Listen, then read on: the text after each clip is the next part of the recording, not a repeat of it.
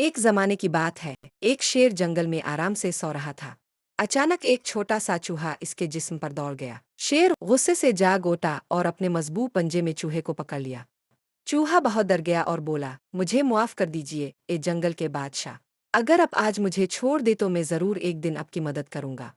شیر ہنسنے لگا اور سوچا، ایک ننھا سا چوہا میری ایک عظیم شیر کی کیا مدد کرے گا؟ لیکن وہ مہربان تھا، اس نے چوہے کو چھوڑ دیا۔ کچھ دن بعد شیر شکاری کے جال میں پھنس گیا۔ وہ زور زور سے دہاڑنے لگا لیکن خود کو آزاد نہ کر سکا۔ شیر کی دیوڑ سن کر چوہا دوڑتا ہوا آیا۔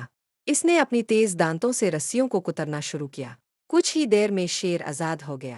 شیر نے چوہے کا شکریہ ادا کیا اور کہا، تم چھوٹے ہو لیکن تم نے میری مدد کی ہے، میں یہ کبھی نہیں بھولوں گا۔ اخلاقی سبق: نیکی کرو گے تو نیکی پاؤ گے۔